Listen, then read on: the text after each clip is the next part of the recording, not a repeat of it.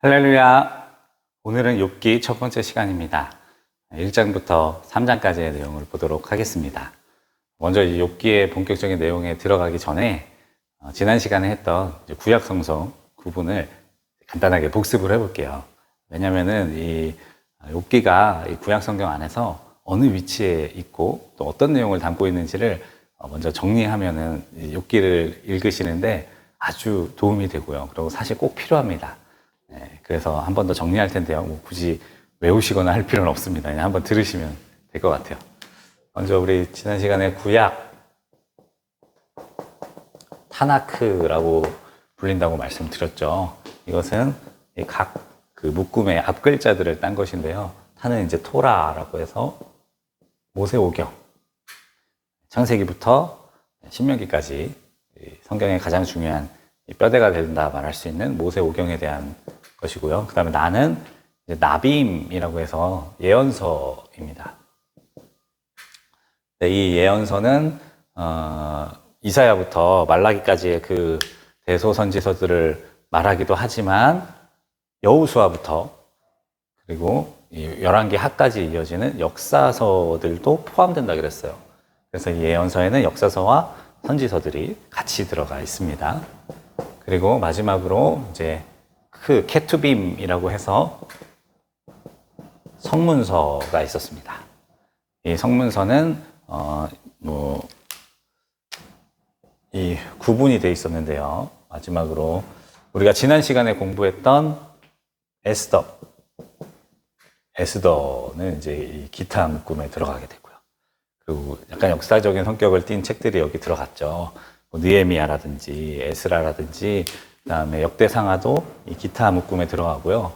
그리고 이제 나머지 두 구분이 시로 된 것이 있고 또 하나가 이제 지혜 문학이라고 하는 이렇게 시와 지혜 이제 이 두 가지 묶음으로 구별이 되는데 우리 한번 맞춰봅시다. 자, 욥은 어디에 들어갈까요? 네, 왠지 느낌에 욥이 굉장히 지혜로운 이야기들이 많이 나오기 때문에 여기 들어갈 것 같은데 그렇지 않습니다. 욥은 시에 해당됩니다. 이 구분에는 당연히 욥기, 시편, 뭐 잠언 이런 것들이 들어가게 되는데 그럼 도대체 왜 욥은 여기에 들어오게 되었는가? 뭐 그 친구들과 욥의 내용 이야기하는 내용들이 다 지혜에 관련된 것 같은데 왜 여기 들어오게 되었는가? 이것에 대해서 우리가 볼 필요가 있습니다. 이제 욥기의 구조를 좀 볼게요. 욥기는 1장부터 2장까지가 이제 서론인데요. 이 서론은 산문, 그러니까 말 그대로 그냥 이야기, 소설처럼 이야기 형식으로 이루어져 있습니다. 그리고 마지막 42장 그 초반을 제외하고 뒷부분도 똑같이 이제 산문 형식으로 이루어져 있죠. 욥이 뭐 이렇게 해서 하나님의 은혜로 회복되었더라. 뭐 그런 내용들로 이렇게 쭉 이루어져 있죠. 그러면 이 중간 내용 이제 3장부터 그리고 42장 초반까지가 다 뭘로 되어 있냐면 시의 형식으로 되어 있습니다. 이게 아주 중요해요. 이 욥기를 이해함에 있어서 매우 중요합니다. 먼저 이 구조를 간략하게 보면 3장부터 14장까지는 욥의 세 친구들과 욥의 이제 첫 번째 논쟁이 이렇게 맞춰져요. 그러니까 한 사이클이 돌아가는 겁니다. 욥이 탄식한 이후에 이제 엘리바스, 그 다음에 또 빌닷, 뭐 소발 이런 친구들이 한 번씩 욥에게 이야기를 하면 욥이 거기에 대해서 한 번씩 또 답변하고 이렇게 주고받는 형식의 한 사이클이 3장부터 14장까지가 한번 돌아가요. 그리고 이제 15장부터 잠깐이었죠. 21장까지 이제 두 번째 사이클이 돌아가고요. 그 다음에 이제 큰 덩어리로 묶으면 22장부터 몇 장까지입니까? 37장까지 이제 3차 논박이 이어지는데 이제 특징은 이제 소발은 빠지고 여기에 누가 들어오냐면 엘리후라는 인물이 들어옵니다.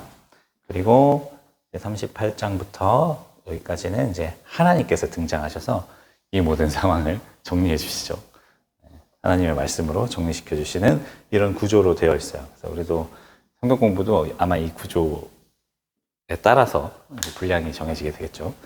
그래서 다음 시간은 14장까지 읽으시면 되겠습니다. 이걸 우리가 이 욥기라는 이 대단한 이 큰 시라고 말할 수가 있어요. 이 시를 잘 이해하기 위해서는요, 이 시의 특징들을 알고 있어야 돼요. 다 학교 다닐 때 시 한 편씩 써보셨죠? 네. 네. 저도 시를 좋아하고 몇 번 써보기도 했습니다. 근데 이 시는 진짜 특별한 특징이 있어요. 왜냐면 시는 먼저 압축이 되어 있습니다.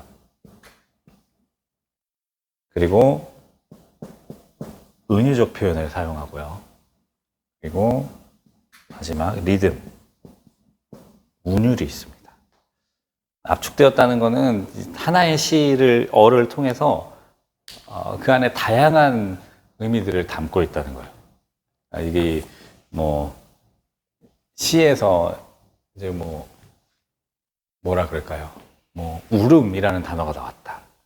그러면 그 울음이 단순히 그냥 눈물샘에서 나와서 이 안면을 타고 흐르는 것, 이런 정보 전달을 위해 나온 것이 아니라 그 울음이라는 한 단어를 정말 그 안에는 억울함, 슬픔, 고통, 이런 여러 가지 의미들이 압축되어 담겨 있는 거예요.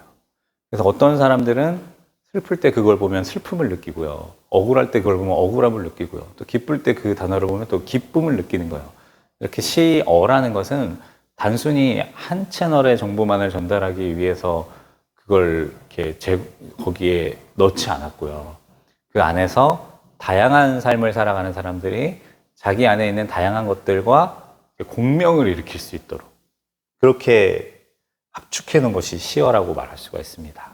그러면 당연히 욥기 안에서도 이제 이런 관점으로 이 친구들과 이제 나중에 하나님까지 나오시는 이 모든 단어들을 봐야 되겠죠. 그리고 또 은유라고 되어 있어요. 이제 그 뭔가를 직접적으로 그 의미를 표현하기보다는 이제 이렇게 둘러서 표현하게 되고 앞에 있는 압축이랑 비슷한 의미죠. 또 이런 표현들이 있죠. 푸른 바람 이런 표현이 있을 수가 있어요. 근데 푸른 바람이라는 거는 원래 바람은 색깔이 없잖아요. 그래서 푸르다라는 걸 붙일 수가 없어요. 그런데 우리는 그 푸른 바람이라는 걸 들으면 무슨 뜻인지 이해가 가잖아요. 그렇죠? 이게 바로 또 시어의 특징이죠. 그러니까 이거 논리적으로 안 맞는데 이거는 과학적으로 말도 안 되는 내용인데 이렇게 시를 본다면 그 사람은 시를 굉장히 굉장히 이상하게 보고 있는 겁니다. 이런 표현들이 욥기 안에서 또 나와요. 그러니까 우리가 너무 그런 것들에 얽매이다 보면 진정한 이 말씀의 의미를 깨닫기가 어렵습니다. 그리고 또 하나는 이제 운율인데, 저 안타깝죠. 이제 운율이라는 건 이제 같은 단어를 반복하거나 같은 구조를 이렇게 계속 반복시켜서 읽는 사람들이 어떤 그 리듬감을 느끼게 해주는 건데, 안타깝게도 이 욥기는 한글로 번역이 되어 있기 때문에 우리가 그 히브리어의 운율을 느낄 수가 없습니다. 물론 어느 정도는 느낄 수 있겠지만 많이 감해지죠.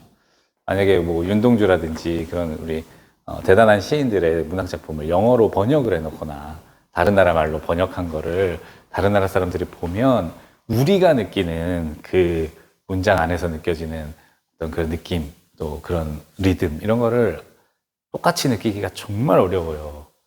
그렇게 번역할 수 있다면 그거는 그 시를 쓴 사람이죠. 그 시를 쓴 사람도 똑같이 할 수 있을까? 다른 언어로? 모르겠어요. 아무튼 그만큼 어렵습니다. 근데 이 욥기 안에서도 우리가 히브리어를 잘한다면 히브리어 문장 구조 속에서 이런 리듬을 느낄 수가 있는데 안타깝게도 이 부분이 어렵죠. 이 부분이 어렵습니다. 우리는 그렇습니다. 아무튼 이제 욥기를 보실 때 이런 것들을 다 외우실 필요는 없지만 꼭 기억하셔야 될 게 시다. 그리고 그 중간에 나오는 친구들과의 욥과의 대화가 대단히 아름다운 시의 구조로 한 편 한 편이 이렇게 놓여져 있다. 그걸 보고 이제 욥기를 읽으면 돼요. 그렇다면 시를 쓰는 사람,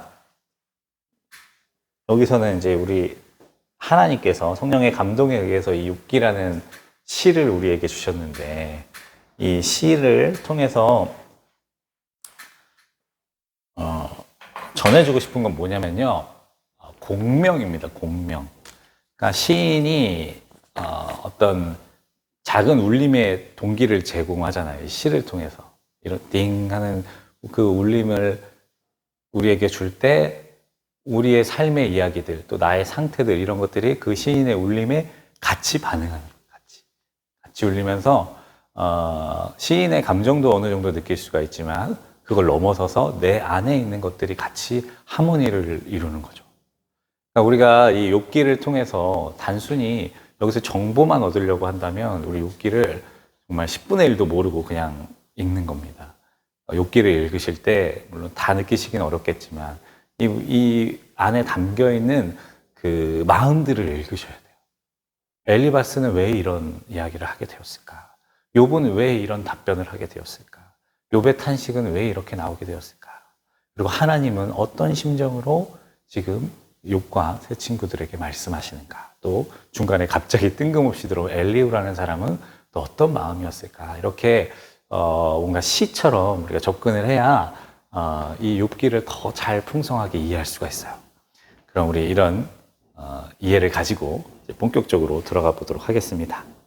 먼저 1장이에요. 우스 땅에 욥이라 불리는 사람이 있었다라고 되어 있는데요. 우스라는 거 어딘지는 불명확합니다. 근데 많은 성경학자들이 이제 에돔 지역일 것이라 추측을 하고 있어요. 그 말은 이것은 지금 이스라엘 백성들의 이야기가 아니라는 뜻입니다. 네. 그러니까 벌써 의미심장하죠. 네, 이 욥기라는 내용이 유대인들 사이에, 이스라엘 사람들 사이에서 이루어진 것이 아니라 바로 이방 땅이라 말할 수 있는, 물론 에돔은 좀 역사적으로 연결되어 있지만 그 에돔 지역 혹은 그 외의 지역에서 일어난 사건이 다뤄지고 있다. 그런데 그 안에 지금 하나님을 신실하게 믿는 사람에 대한 이야기가 나오고 있어요. 굉장히 특별하죠. 많은 사람들이 이 욥기의 내용을 보고 이제 아브라함과 동시대의 인물이다라고 말을 해요. 그런데 뭐 그거에 대해서 아주 역사적인 근거를 찾기는 사실 어렵고요. 다만 이제 알 수 있는 것은 이 욥이 잘 정리된, 그러니까 이제 사람들에게서 구전으로라도 아니면 뭐 파피루스를 통해서라도 이렇게 잘 전달될 수 있도록 잘 구조적으로 정리된 때가 바로 포로기 이후다라고 말하고 있어요. 그렇다면 적어도 우리가 한 가지 정보는 알 수가 있죠. 이 욥기 안에 담겨져 있는 그 메시지가 그 포로기 이스라엘 백성들, 포로기 유대인들이죠. 포로기 유대인들의 심정이 어느 정도 이 안에 담겨져 있겠다라는 걸 추측해 볼 수가 있어요. 네. 바로 고통의 문제를 다루고 있는 이 욥기이기 때문에, 고난과 고통의 문제를 다루고 있는 이 욥기이기 때문에 더 우리가 그렇게 느낄 수가 있는 것이죠.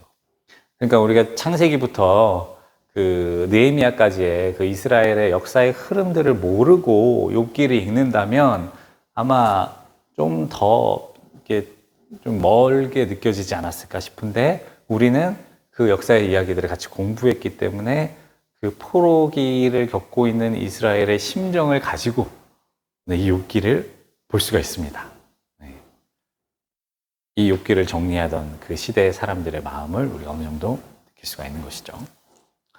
아무튼 욥이 굉장히 온전하고 정직하고 하나님을 경외하고 악에서 떠난 자다라고 말하고 있어요. 마치 이 세상에서는 볼 수 없는 의인으로 이제 나타내고 있습니다. 그런데 그에게는 아들 7과 딸 3이 있다라고 되어 있어요.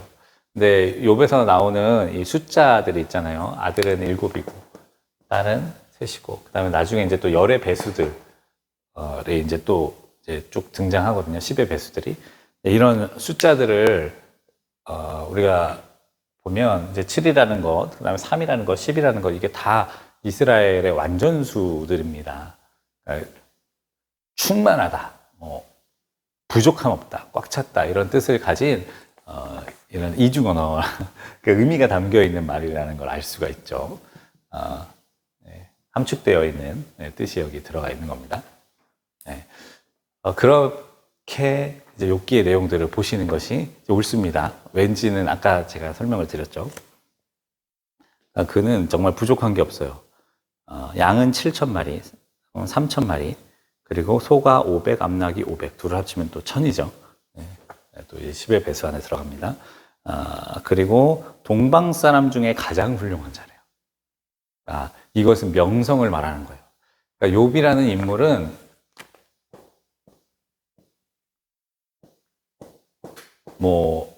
성격, 혹은 인품이라고 말할 수도 있죠.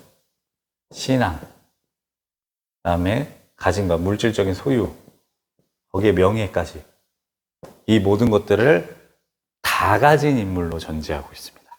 욥기에서 이 모든 것들이 완벽하게 다 갖춘 인물로 소개하고 있습니다. 그가 심지어 어떻게 했냐면 자기 아들들이 자기의 집에서 누가 생일이 되면 형제들을 다 초청해서 불러서 먹었대요. 이것만 해도 참 좋잖아요. 형제들끼리 얼마나 우애가 깊었는지를 알 수가 있잖아요. 10명이니까 12달 중에 2달 빼고는 엄마 아빠 생일 빼고는 다 같이 모여서 이렇게 서로의 생일을 축하한다는 거는 이거 쉽지 않은 일이거든요. 근데 그만큼 우애가 돈독했던 형제들의 모습을 볼 수가 있어요.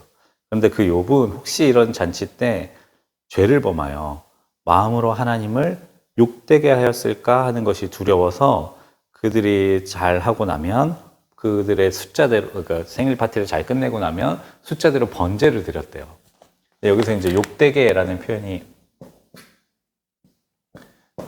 이제 저주하여 하는 뜻인데요. 이 단어를 좀 주의해서 보십시오. 욥은 하나님을 저주하는 일에 대해서 대단히 두려워하고 있습니다. 그래서 아들, 딸들이 부지 중에 하나님을 저주하였을까 염려하고 있습니다. 하나님은 이런 욥을 대단히 자랑스럽게 여기셨어요. 그래서 6장에 보면 갑자기 장면이 이제 욥에 대한 설명에서 천상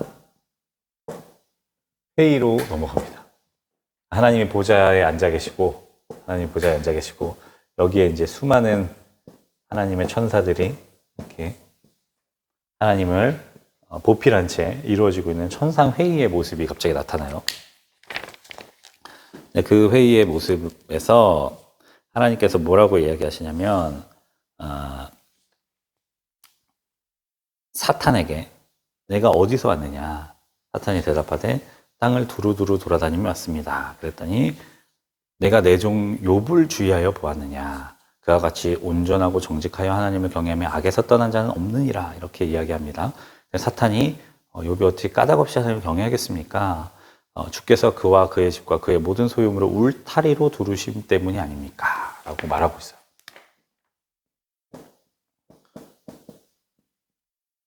울타리로 두르고 있다. 이것은 이제 이 안에서 이제 몇 가지를 설명해 보자면 먼저 이 천상 회의 안에 사탄의 등장입니다.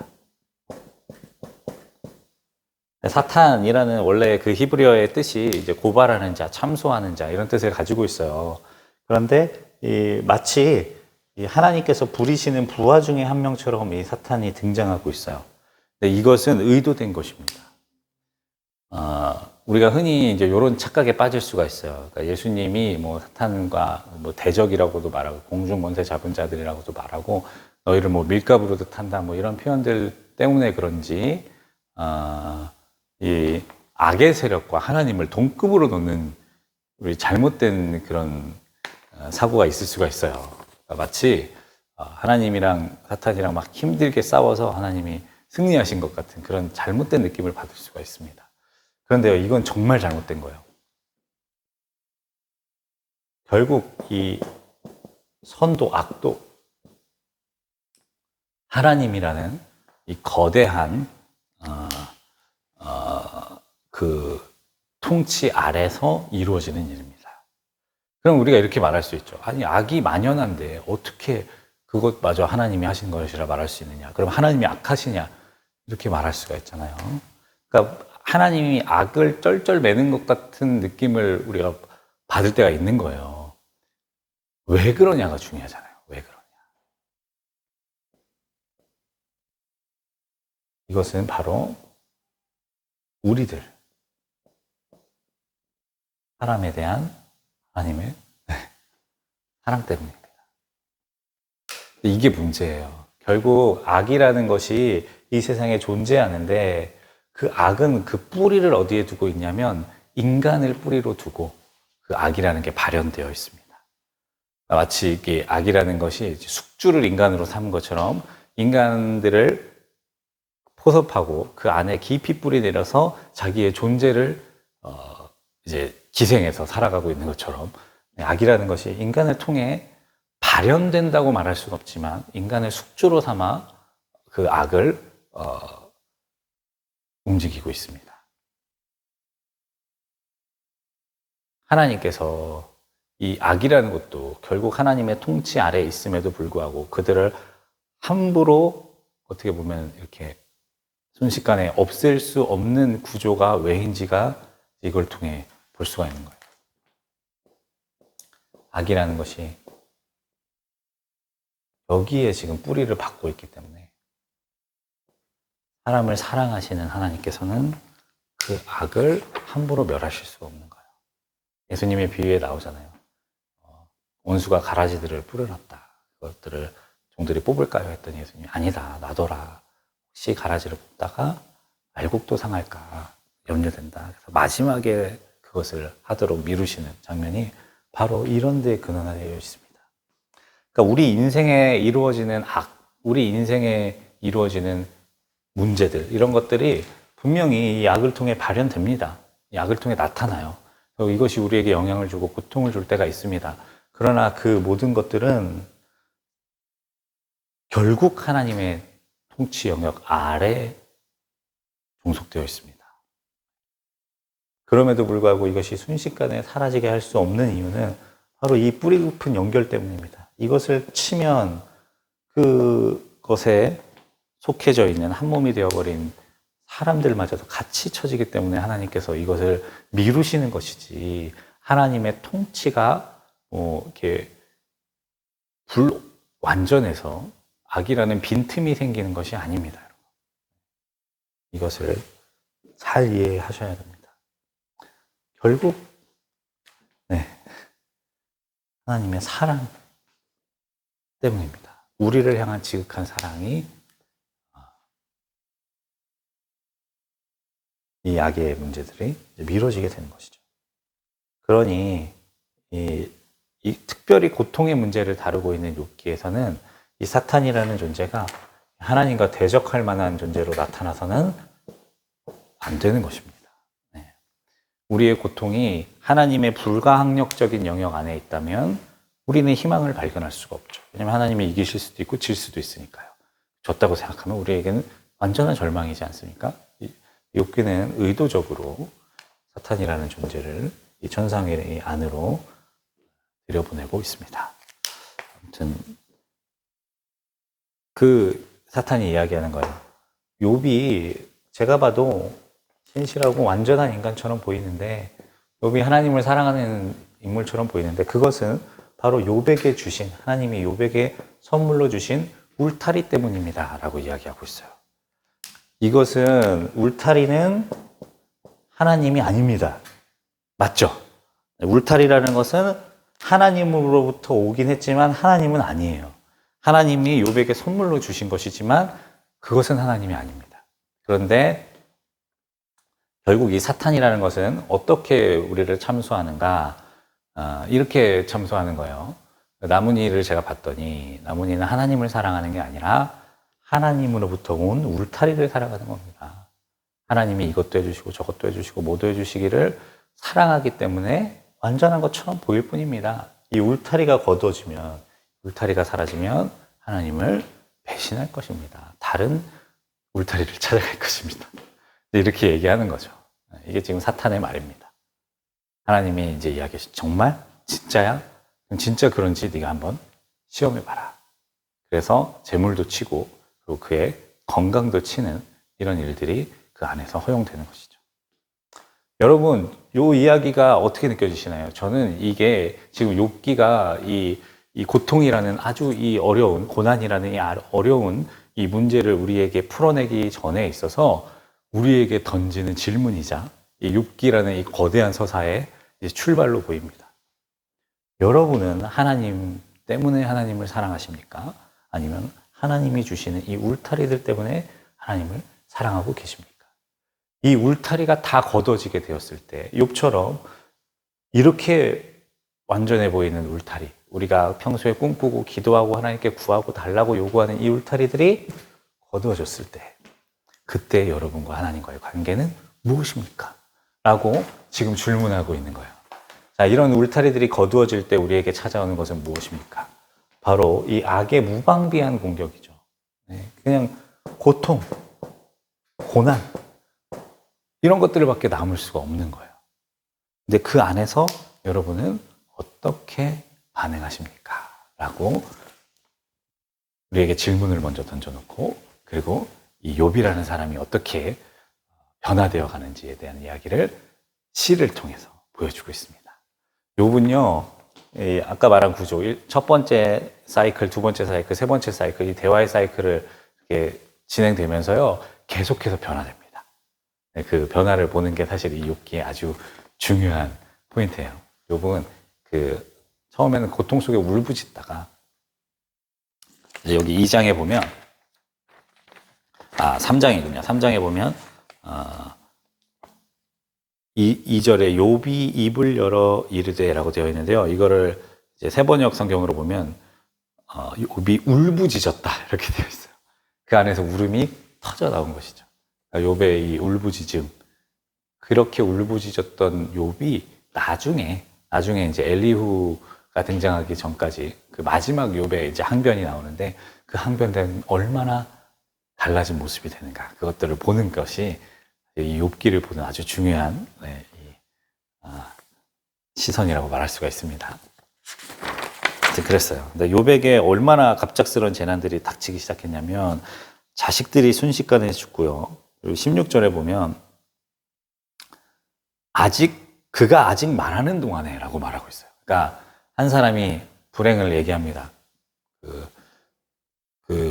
스밧 사람들이 갑자기 찾아와서 모든 우리의 재산을 빼앗아갔습니다. 이 얘기를 끝내기도 전에 다른 사람들이 와서 하늘에서 불이 떨어져서 양과 종들이 다 사라졌고 저 혼자 살아남았습니다 라고 말하는 말을 끝내기도 전에 그 갈대아 무리들이 낙타들을 또 빼앗았습니다. 또 그 말을 끝내기도 전에 자식들이 맏형네 집에서 음식을 먹다가 다 깔려 죽었습니다. 이 고난이라는 게 얼마나 갑작스럽게 욥에게 닥쳤는가를 보여주고 있어요. 정말 갑작스럽게 욥에게 이 모든 고난들이 닥쳐왔습니다. 그때 욥이 어떻게 반응하는지를 한번 보세요. 20절에 욥이 일어나 겉옷을 찢고 머리털을 밀고 엎드려 예배했대요, 하나님께. 그러니까 욥이라는 인물이 얼마나 대단하냐. 자기에게 이런 순식간에 밀려오는 고통들이 찾아왔을 때 하나님 앞에 엎드려서 예배했던 인물이에요. 주시니도 여호와시고 거두시니도 여호와시니 여호와의 이름이 찬송을 받을지어다. 대단합니다. 과연 하나님의 자랑을 받을 만한 욥의 모습입니다. 근데 여러분, 이 욥의 모습을 보면서 어떻게 느껴지시나요? 저는 뭔가 이 괴리감이 느껴집니다. 인간 같지 않은 모습이, 로봇 같은 그런 모습이 느껴집니다. 저는 이 욥의 모습을 통해서 또 뭐가 느껴지냐면 욥과 하나님 사이의 거리감이 느껴져요. 그러니까 우리가 좀 덜 친한 사람들하고 있을 때는 아파도 슬퍼도 괴로워도 괜찮아요. 이 정도는 괜찮아요. 이렇게 좀 너그럽게 말하잖아요. 왜냐하면 자기 속의 거를 꺼내놓을 수가 없어서 못하는 겁니다. 근데 욥이 좀 그런 것 같지 않아요? 하나님과의 관계가 하나님 앞에 자기의 것을 온전한 그 속사정을 다 쏟아놓지를 못하는 거예요. 그런 모습이 이 표현을 통해서 느껴집니다. 정말 누군가가 우리들에게 계속해서 좋은 모습만 보이려고 한다면 사실은 덜 친한 거예요. 진짜 친한 사이는 아닙니다. 진짜 친한 사이는 제 밑바닥 허물 이런 거 다 보는 게 사실은 진짜 친한 사이라고 말할 수가 있죠. 2장으로 넘어오면 사탄이 한 번 더 시험하게 됩니다. 이제 소유물을 넘어서서 그의 뼈와 살을 치소서. 그럼 틀림없이 주를 향해 욕하지 않겠습니까? 욕되게, 이 사탄도 뭐라고 말합니까? 욕하지 않겠습니까? 이게 저주예요. 이 욥이 분명히 하나님을 저주하게 될 것입니다. 라고 이야기를 합니다. 그리고 이제 9절에 보면 그의 아내도 욥을 보면서 차라리 하나님을 저주하고 죽어라 라고 이야기하고 있어요. 저주라는 말이 또 반복됩니다. 이 욕이라는 말이 저주거든요. 저주라는 말이 사탄, 그의 아내까지 넘어오고 있습니다. 그러니까 이거는 욥이 넘지 말아야 할 선이에요. 욥 스스로도 자식들이 혹시라도 하나님을 저주했을까 봐 두려워했다는 것은 이건 사실 자기의 두려움이거든요. 자기가 혹시라도 하나님을 저주하게 될 것에 대한 두려움을 가지고 있는데 그 영역들을 사탄도 욥에게 깨우치고요. 그의 아내도 욥에게 깨우치고 있습니다. 아무튼 그 상황에서 극적인 일이 나타나죠. 욥의 세 친구들 엘리바스, 빌닷, 소발이라 하는 세 사람이 각 지역에서 멀리서 욥을 찾아와요. 그리고 욥인 걸 알아보자마자 어떻게 하는지를 보십시오. 2장 12절에 소리질러 울며 그러니까 통곡을 했다는 거예요. 욥의 모습을 보고 자기의 겉옷을 찢고 이것은 욥의 고통을 자신의 고통처럼 여겼다는 것입니다. 그리고 티끌을 날려 자기 머리에 뿌리고 이 욥의 고통과 하나 되겠다는 뜻이죠. 그리고 밤낮 7일 동안 그와 함께 땅에 앉았다. 7일 동안 땅바닥에 이 사람들도 나름대로 사회 유명인사들일 거 아닙니까? 욥의 고통을 보고서 그들도 그냥 길바닥에 앉는 거예요. 노숙인들처럼. 7일을 같이 울어주는 이 세 친구가 나오는데 욥이 너무 고통스러웠기 때문에 그 7일 동안 욥에게 한마디도 못했대요. 대단한 일이라고 말할 수가 있습니다. 그리고 이 일이 있은 후에 그리고 나서 이제 욥이 드디어 이제 속마음이 터져 나오는 거예요. 그동안 이제 감추고 있었던 자기 깊은 곳에 있었던 속마음이 터져 나오면서 첫 번째 절이 어떻게 나오냐면 자기 생일을 저주하면서라고 되어 있어요. 지금 욥이라는 인물이 이 저주라는 말, 욕되게 한다는 말에 대해서 얼마나 두려워하고 있었는지를 우리가 봤잖아요. 근데 드디어 그것이 톡 끊어진 거예요. 이 저주가 그 안에서 나오게 된 겁니다. 하나님을 욕되게 하는 말이 나오게 되는 거예요. 자기 생일을 저주했다라는 말은 자기를 이 땅에 태어나게 한 생명을 주게 한 하나님에 대한 원망이거든요. 사실은 하나님에 대한 거거든요. 근데 욥이 드디어 선을 넘었습니다. 선을 넘은 욥에 대한 이야기가 나옵니다. 오늘은 이제 여기까지 보도록 하고요. 다음 시간에 이제 욥이 어떻게 선을 넘는가, 그 욥에 대한 탄식의 내용과 그리고 그것에 대한 세 친구들의 반응, 이제 첫 번째 사이클이라고 말할 수 있죠. 그 사이클을 우리 같이 보도록 하겠습니다. 수고 많이 하셨습니다. 성경 공부 화이팅!